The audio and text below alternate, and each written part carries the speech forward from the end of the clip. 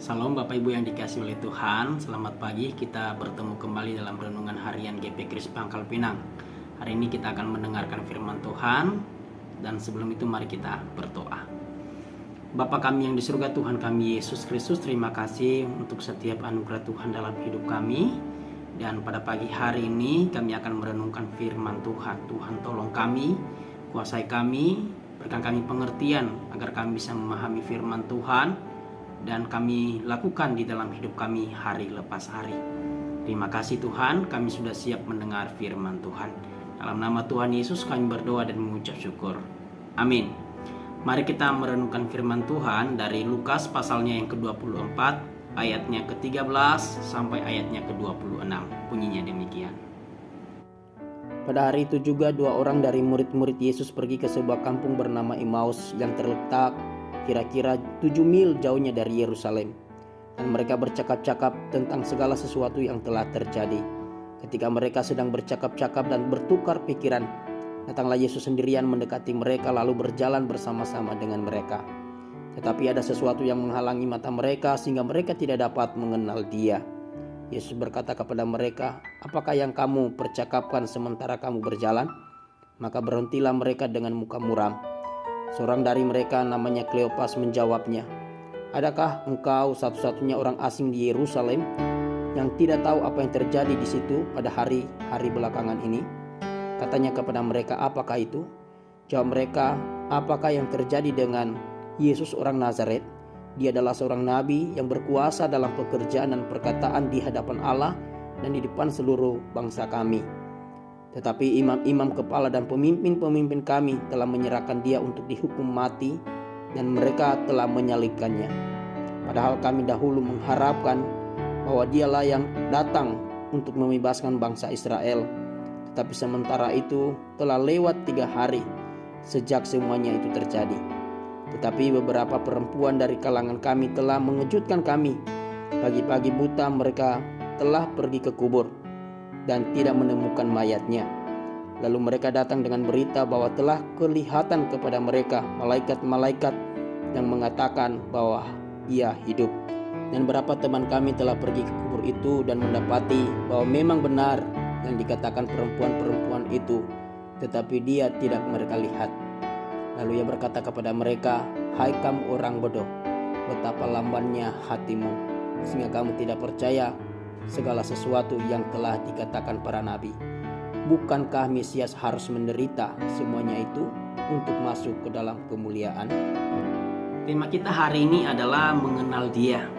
Kebangkitan Kristus merupakan fondasi bagi kita dalam melakukan ibadah setiap minggu, di mana hal ini didasarkan pada Lukas pasal yang ke-24 ayatnya pertama yang mengatakan pada hari pertama minggu itu. Artinya setiap kali kita beribadah, kita selalu diingatkan akan kemenangan Kristus atas maut, atas dosa-dosa kita. Dengan demikian kita sadar dan kita akan terus membangun relasi dengan Dia sebagai pribadi yang mau lebih dalam mengenal pribadi Kristus itu. Sebelum seseorang menikah atau membentuk keluarga, maka pengenalan itu harus ada. Kenal keluarganya, keluarga besarnya, kenal saudara-saudaranya. Apalagi kita harus mengenal pribadi orang yang kita nikahi. Pengenalan ini tidak hanya melihat dari luarnya saja, melainkan juga seluruh aspek kehidupan kedua belah pihak itu. Setelah itu baru kita putuskan apakah kita lanjutkan atau tidak. Maksud saya di sini adalah dalam sebuah hubungan dibutuhkan pengenalan yang sangat dalam. Allah sendiri mengenal kita begitu dalam seperti seorang yang telanjang di hadapannya. Tidak ada yang tersembunyi dari kita, semua Allah tahu. Kita dapat bandingkan ini dalam Yeremia pasal yang pertama ayat yang kelima dan dalam Kejadian pasal 4 ayat yang pertama. Dan pengenalan ini tidak hanya sepihak, tetapi Allah juga mau kita mengenal Dia dengan sungguh dan benar. Saudara yang dikasihi oleh Tuhan, murid-murid Tuhan Yesus bersama-sama dengan Dia kurang lebih 3 tahun. Yesus terus menyatakan dirinya bagi mereka dengan berbagai adegan atau trailer yang Dia buat. Bisa melalui mukjizat-mukjizat maupun melalui perkataan-perkataannya yang penuh dengan kuasa. Tetapi kita tahu murid-muridnya tidak mengenal Dia dengan sungguh-sungguh. Dan khususnya kita baca di dalam nas yang kita baca hari ini. Apa yang membuat mereka tidak mengenal Kristus dengan sungguh-sungguh? Yang pertama adalah bahwa mereka hanya mengenal Kristus, mengenal Tuhan Yesus sebagai seorang raja dunia. Mereka berasumsi bahwa Yesus datang seperti Raja Daud yang mengadakan perang antara Israel dengan Romawi. Mereka berpikir bahwa Yesus datang untuk membebaskan mereka dari penjajahan Romawi. Kita bisa lihat di ayat yang ke-21. Mereka berpikir bahwa Yesus datang untuk membebaskan mereka dari kemiskinan. Padahal Yesus tidak datang untuk itu. Akhirnya harapan ini pun pupus ketika Yesus disalibkan. Bagi mereka, kematian Yesus adalah kekalahan mereka dari Romawi. Dengan kematian Yesus, harapan mereka tentang kemerdekaan menjadi hilang. Padahal Yesus bukan datang untuk itu. Dia datang untuk menolong dan membebaskan kita dari masalah yang paling besar, yang paling ditakuti oleh manusia. Lebih dari politik, lebih dari kemiskinan, lebih dari penderitaan, lebih dari virus-virus corona dan lain sebagainya. Apakah itu? Yaitu dosa. Inilah yang paling ditakuti oleh seluruh manusia, keberdosaan di hadapan Tuhan. Bagaimana mereka membangun relasi lagi dengan Tuhan. Tetapi Yesus bisa menyelesaikan itu. Kalau Yesus mampu menyelesaikan masalah yang paling kita takuti ialah dosa, apakah Yesus tidak mampu menyelesaikan masalah yang kita alami saat ini? Bagaimana kita mengenal Yesus? Apakah kita hanya mengenal Dia sebagai Raja dunia yang beranggapan seperti murid-murid, bahwa ketika kita mengikuti Yesus, Dia mampu membebaskan kita dari penderitaan, kemiskinan, pasti memberikan kesembuhan secara fisik, tidak ada badai kehidupan, tidak ada masalah. Kalau kita mengenal Kristus seperti ini adalah pengenalan kita yang gagal tentang Dia. Dan yang kedua, apa yang membuat mereka tidak mengenal Kristus sungguh-sungguh adalah ada sesuatu yang menghalangi mata mereka. Di ayatnya ke-15, datanglah Yesus mendekati mereka dan berjalan bersama-sama dengan mereka. Ayat 16, tetapi ada sesuatu yang menghalangi mata mereka sehingga mereka tidak dapat mengenal Dia. Apa itu? Jawabannya di ayat ke-17 dan 20. Mereka sedang berduka tentang apa yang terjadi, yaitu Yesus telah disalibkan dan mati. Harapan mereka menjadi pudar. Apa yang terjadi itu membutakan mata mereka bahwa sebenarnya Yesus sedang bersama mereka pada saat itu. Masalah yang mereka alami, keadaan yang mereka alami membutakan mata mereka melihat Kristus yang sedang berjalan bersama dengan mereka. Mereka berpikir semua telah berakhir, padahal tidak. Yesus telah menjanjikan bahwa Dia akan hidup. Kadangkala kita seperti murid-murid ini, sangat sulit mengenal Kristus di saat kita terluka, di saat kita terpuruk dalam kesesakan. Bagi anak-anak muda, mungkin putus cinta, belum dapat pekerjaan, belum dapat jodoh. Orang tua dalam menghadapi masalah keluarga, masalah ekonomi, sakit penyakit yang menimpa kita, dan lain sebagainya. Ini bisa saja membutakan hati kita, membutakan iman kita melihat dan mengenal Kristus sebagai satu-satunya penolong dalam hidup kita. Kita lebih fokus pada masalah-masalah kita, bukan fokus pada Kristus yang mampu menolong kehidupan kita.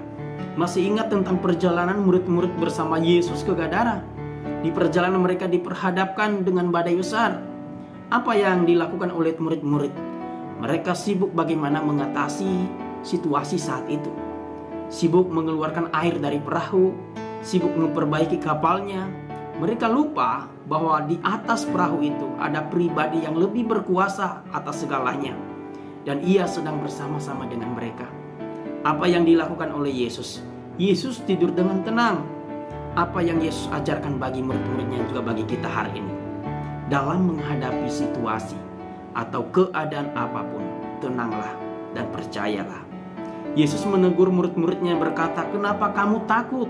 Hai kamu yang kurang percaya." Semakin kita fokus pada masalah dan situasi yang kita alami, maka semakin sedikit pengenalan kita akan Kristus yang berkuasa dan menang atas maut.